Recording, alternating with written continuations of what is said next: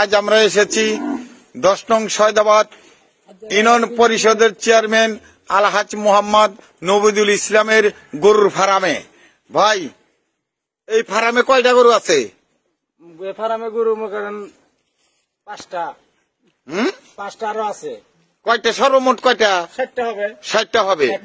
এটার দাম কত?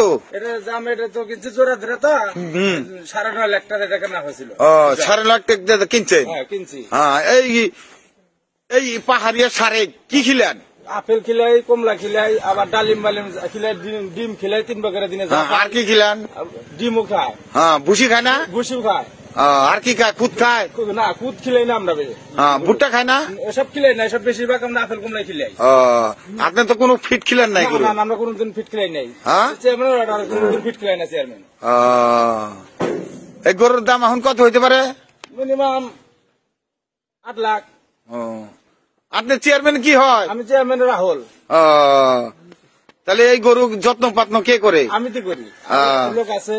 হ্যাঁ, আমি করি, আরো 3 জন আছে। তাহলে এই গরু কি এখন বিক্রি করবে? না, এখন বিক্রি করবো না। কবে বিক্রি করবে?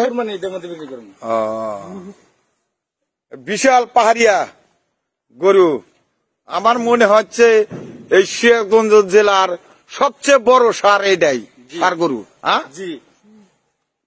তাহলে এই কুরবানি দেবো আরো কি পরিমাণ বাড়তে পারে? মনে করেন মিনিমাম 20 লাখ, না হলে 15 লাখের মরণ নাই।